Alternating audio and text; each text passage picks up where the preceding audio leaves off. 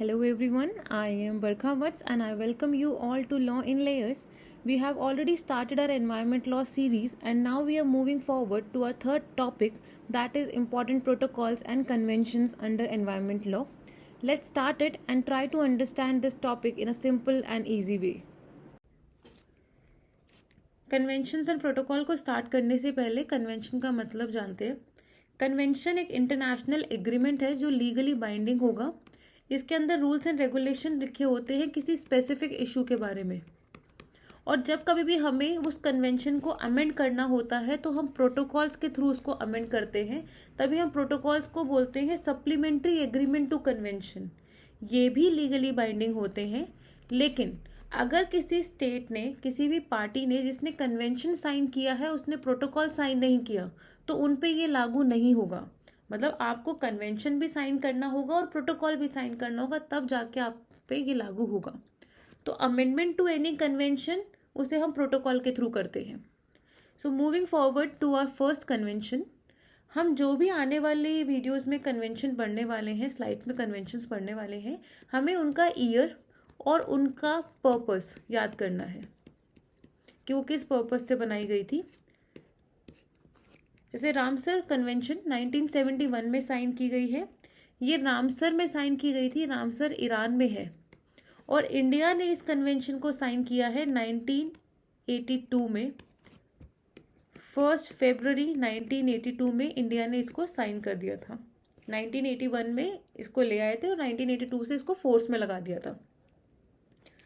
इसका काम था वेटलैंड को प्रिजर्व करना। जो भी वेटलैंड्स हैं उनको नेशनली और लोकली कोई भी इनिशिएटिव के थ्रू और इंटरनेशनल कोलैबोरेशन के थ्रू भी आपको ऐसे प्रिजर्व करना है कि वो सस्टेनेबल डेवलपमेंट के साथ ही प्रिजर्व हो। इंडिया के अंदर करेंटली जून 2025 के अकॉर्डिंगली 91 वेटलैंड्स हैं जो लिस्ट किए गए हैं। इसी कन्वेंशन के अंदर 3 पिलर्स की बात की गई है कि जो भी कॉन्ट्रैक्टिंग पार्टी है कन्वेंशन में, उन्हें ये 3 चीज़ें करनी है। क्या? एप्रोप्रिएट वेटलैंड को आइडेंटिफाई कर लीजिए, उनके एफिशिएंट मेंटेनेंस के लिए काम कर लीजिए, और कोलैबोरेट कर लीजिए globally on shared species wetland system और ट्रांसबाउंडरी वेटलैंड के लिए। Now moving to our second one. Second आपकी कन्वेंशन है convention on international trade in endangered species of wild fauna and flora. ये साइन की गई थी 1973 में। ये कन्वेंशन काम करती है वाइल्ड एनिमल एंड प्लांट्स को प्रोटेक्ट करने में, कि वो आपकी कंट्री से, आपकी स्टेट से, इस दुनिया से लुप्त ना हो जाए। आपको उन्हें बचाना है सस्टेनेबल वे में। साइट्स को इम्प्लीमेंट करने के लिए जो एक्ट है वो है वाइल्ड लाइफ प्रोटेक्शन एक्ट 1972। इसके अलावा इसको प्रोटेक्ट करने के लिए 2 और चीज़ें हैं, जो है wild life crime control bureau. इसके अलावा ministry of environment, forest and climate change bar bar rules and regulations निकाल के लाती हैं डिफरेंट, जिससे हम इसके ऊपर काम कर सकें। क्या नाम है? Ministry of environment, forest, climate change. India ने इसको साइन किया था 1976 में। इसमें बैन किए गए थे टाइगर पार्ट्स को, पिकॉक फेदर्स को, सैंडलवुड को, इनको बैन कर दिया गया था कि इनका एक्सपोर्ट नहीं होगा। वाइल्ड लाइफ कंट्रोल ब्यूरो को 2007 में इस्टेब्लिश किया गया है इंडिया में। Ministry of environment, forest and climate change के अंदर आती है, गवर्नमेंट ऑफ इंडिया की है ये। इसका हेडक्वार्टर न्यू दिल्ली में है। एक्ट के थ्रू अमेंड की गई है ये। 2018 में इसने एशिया एनवायरमेंटल एनफोर्समेंट अवार्ड को रिसीव किया है यूनाइटेड नेशन एनवायरनमेंट के through for excellence in the wild life crime enforcement. इसके अलावा एक COP होता है जिसे हम बोलते हैं कॉन्फ्रेंस ऑफ पार्टीज। इंडिया के अंदर हर कन्वेंशन के अंदर कॉन्फ्रेंस ऑफ पार्टीज़ की जाती हैं। कॉन्फ्रेंस ऑफ पार्टीज़ होता है, एक बॉडी होती है जो कि कन्वेंशन, जितनी भी कन्वेंशन हो रही है उसका इम्प्लीमेंटेशन देखना होता है उनको, कि वो कन्वेंशन जो है उसमें जो जो रूल्स एंड रेगुलेशन दिया गया था उसको सही से इम्प्लीमेंट किया गया है कि नहीं किया गया है, और फ्यूचर एजेंडाज और फ्यूचर आपके जितनी भी रूल्स एंड रेगुलेशंस होती हैं उनका सेटअप करना होता है। इसके रिगार्डिंग COP थर्ड जो थी वो इंडिया में हुई थी, न्यू दिल्ली में 1981 में इंडिया ने उसको होस्ट किया था। एनुअली हर साल ये होती है। अभी तक इस कन्वेंशन के अंडर जो 2025 तक हो चुकी हैं वो है 29 conference of parties. Conference of parties में वही पार्टीज जो कन्वेंशन के अंदर जिन कंट्रीज़ ने, जिन स्टेट्स ने साइन किया हुआ है, वही स्टेट्स कॉन्फ्रेंस ऑफ पार्टीज़ के अंदर बैठती हैं। आने वाले फ्यूचर के रिगार्डिंग कुछ गोल सेट किए जाते हैं, उसे हम कॉन्फ्रेंस ऑफ पार्टीज़ बोलते हैं। जो आपकी next upcoming conference of party होने वाली है जो कि 30th होगी, वो ब्राज़ील में होगी। कब होगी? 2025 में होगी, क्योंकि 2024 में लास्ट हो चुकी है नवंबर में। ये भी 2024 नवंबर में ही हुई थी। अब कहाँ हुई थी? बाकू में। ठीक है, यहाँ तक क्लियर है। कॉन्फ्रेंस ऑफ पार्टीज़ को यहाँ एक्सप्लेन करने का रीज़न था, आने वाली जितनी भी कॉन्फ्रेंसेज हुई हैं, जितनी भी कन्वेंशंस हुई हैं बेसिकली, उसके अंदर डिफरेंट कॉन्फ्रेंस ऑफ पार्टीज़ हुई हैं, उनके बारे में मैं आपको थोड़ा सा बताते चलूँगी। Now we are moving towards our third, Bonn Convention, Convention on the Conservation of Migratory Species of Wild Animal, 1979 में साइन किया गया है। बॉन जर्मनी में है, इसको बॉन में साइन किया गया है। इंडिया ने इसको 1983 में रेटिफाई किया है। इंडिया इसका 1983 में पार्ट बनी है। इस कन्वेंशन का काम है migratory species of wild animal जो है उनको प्रोटेक्ट करना, क्योंकि वाइल्ड एनिमल जब माइग्रेट करेंगे तो वो बॉर्डर क्रॉस कर जाएंगे, तो ये एक इंटरनेशनल कॉरपोरेशन को इनकरेज करती है ये कन्वेंशन। ये कन्वेंशन का जो थीम रखा गया था वो था migratory species connect the planet and together we welcome them home. India में भी 4 स्पीशीज को CMS के अंदर डाला गया है। ग्रेट इंडियन बस्टर्ड जो आप स्क्रीन पे देख रहे होंगे, Asian elephant, snow leopard and Bengal florican, इन चारों को CMS के अंदर लिस्ट कर दिया गया है। ये एक लीगली बाइंडिंग ट्रीटी है।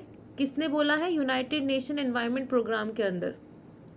ये आपने लास्ट वीडियो अगर आपने देखी होगी तो उसमें आपने स्टॉकहोम कॉन्फ्रेंस पढ़ा था हमने 1972 में, उसके अंदर ये प्रोग्राम को लॉन्च किया गया था। माइग्रेटरी एनिमल्स जितने भी होते हैं, bird, whale, dolphin, bats, turtle, इन सब के ऊपर ये फोकस करती है। कॉन्फ्रेंस ऑफ पार्टी, जो भी कन्वेंशन का मेंबर स्टेट है वो ही कॉन्फ्रेंस ऑफ पार्टी का मेंबर स्टेट रहेगा। इंडिया ने 13th conference of party host की थी जो कि गांधीनगर गुजरात में हुई थी 2020 में। 2025 के अंदर आपकी 14th होने वाली है जो कि उज़्बेकिस्तान में होगी, और इसके बाद 2027 में आपकी 15th होगी। इसका मतलब है कि बॉन कन्वेंशन के अंदर जो भी कॉन्फ्रेंस ऑफ पार्टी होती है वो 3 ईयर के गैप पे होती है। Now we are moving forward to our 4th one, Vienna convention for the protection of ozone layer 1985 के अंदर। इसके अंदर बोला गया था कि जो ओजोन लेयर है उसे प्रोटेक्ट करा जाए, क्योंकि हम सबको पता है ओजोन लेयर हमें हार्मफुल UV रेज से प्रोटेक्ट करती है। तो जो ओजोन लेयर है उसको डिप्लीट ना होने दिया जाए, उसको ख़त्म ना होने दिया जाए। इसी कन्वेंशन के अंदर के बाद मॉन्ट्रियल प्रोटोकॉल को लाया गया था 1987 में। मॉन्ट्रियल प्रोटोकॉल ओजोन लेयर के बारे में बहुत ज़्यादा डिटेल में बात करती है, लेकिन वियना कन्वेंशन जो है वो एक first major global environment treaty थी जो कि ओजोन लेयर के बारे में बात कर रही थी। बाद में डिटेल में, बहुत ज़्यादा डिटेल में मॉन्ट्रियल प्रोटोकॉल ने ओजोन लेयर के बारे में बात की है। ये जो कन्वेंशन है ये बैन नहीं करती है किसी भी सब्सटेंस को जो कि ओजोन लेयर को डिप्लीट कर रही है, बट ये एक फ्रेमवर्क देती है कि आपको कैसे ओजोन लेयर को डिप्लीट होने से रोकना है, लेकिन किसी चीज़ को बैन नहीं करती है। बैन कौन करता है? बैन मॉन्ट्रियल कर देता है। मॉन्ट्रियल कन्वेंशन बैन कर देती है उस चीज़ को।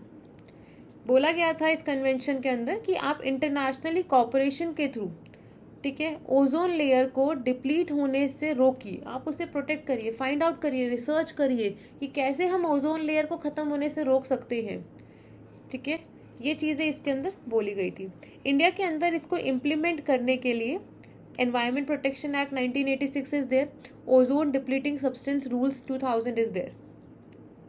ये प्रेसिडेंट फॉर प्रिकॉशनरी एक्शन है। Precaution is better than cure. पढ़ चुके हैं हम प्रीवियस वीडियोस के अंदर। आप अगर उसे पढ़ेंगे तो आपको ये चीज़ आएंगी। वहाँ पे हमने प्रिंसिपल्स पढ़े थे 3 मेजर। इंडिया ने 1991 में वियना कन्वेंशन को रैटिफाई कर लिया। मॉन्ट्रियल प्रोटोकॉल 1987 में साइन किया गया है। ये मॉन्ट्रियल में साइन किया गया था, मॉन्ट्रियल कनाडा में है, और इंडिया ने इसे रैटिफाई कर दिया था 1992 में। इस प्रोटोकॉल के अंदर बोला गया था ओजोन के बारे में, ओजोन लेयर के बारे में इसमें बात की गई है। ये एक ग्लोबल एग्रीमेंट था जिसमें बोला गया था कि सेफगार्ड करिए ओजोन लेयर को। कैसे सेफगार्ड करेंगे? धीरे धीरे एलिमिनेट कर दीजिए यूज़ करना, प्रोडक्शन करना उन सब्सटेंसेस का जो कि ओजोन लेयर को हार्म कर रहे हैं, जैसे कि ozone depleting substances, green house gases जिसे हम बोल देते हैं। इसे हम बहुत डिटेल में पढ़ चुके हैं फर्स्ट वाली वीडियो में। अगर आपको इसको डिटेल में पढ़ना हो तो आप वहाँ पढ़ सकते हैं। इंडिया के अंदर मॉन्ट्रियल प्रोटोकॉल को इम्प्लीमेंट करने के लिए 2 जो स्पेसिफिकली लॉज हैं, रूल्स रेगुलेशंस हैं, वो हैं ozone depleting substance regulation and control rules 2000 और एनवायरनमेंट प्रोटेक्शन एक्ट 1986। ओजोन जो होती है, ओजोन लेयर जो है, वो हमें अल्ट्रा वायलेट जो भी आपकी यूवी रेज हैं, हार्मफुल यूवी रेडिएशंस हैं, उनसे प्रोटेक्ट करती है। और ये प्रेजेंट होती है स्ट्राटोस्फेयर में। आपकी एटमॉस्फेयर की कुछ लेवल्स होते हैं, कुछ लिमिट्स होती हैं, जिनमें से आपकी एक स्ट्राटोस्फेयर होती है, उसमें ये ओजोन लेयर प्रेजेंट होती है जो सन की यूवी रेज से भी प्रोटेक्ट करती है। इसे हम गुड ओजोन बोलते हैं। ऐसे ही एक बैड ओजोन होती है जो ट्रोपोस्फेयर में होती है, जो स्मोक क्रिएट करती है और हेल्थ पे बहुत गंदा इशू, बहुत ज़्यादा अफेक्ट करती है आपको। उसे हम बैड ओजोन बोलते हैं। मॉन्ट्रियल प्रोटोकॉल को अमेंड किया गया था बाय द किगली अमेंडमेंट। जो ये किगली अमेंडमेंट था ये हुआ था 2016 में, ठीक है। और ये बेसिकली इंडिया ने इसको रैटिफाई 2021 में किया है, बट ये हो गया था 2016 में।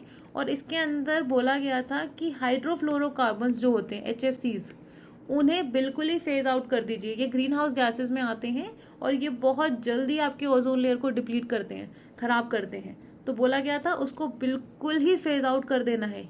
उस एम के साथ मॉन्ट्रियल प्रोटोकॉल में अमेंडमेंट की गई थी बाय दिस अमेंडमेंट।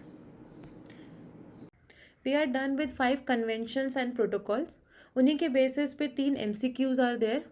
आप इनके आंसर्स कमेंट सेक्शन में लिखिएगा। बाकी की कन्वेंशन एंड प्रोटोकॉल आपको नेक्स्ट वीडियो में मिलेंगी। वी गोना ट्राई कि जितना एग्जाम पॉइंट्स भी उसे इंपॉर्टेंट है एंड जितना नॉलेज के लिए इंपॉर्टेंट है हम उतना डिटेल में उस चीज़ को डील करें। अगर आपको ये वीडियो पसंद आई हो तो please like, share and subscribe this channel. Thank you so much.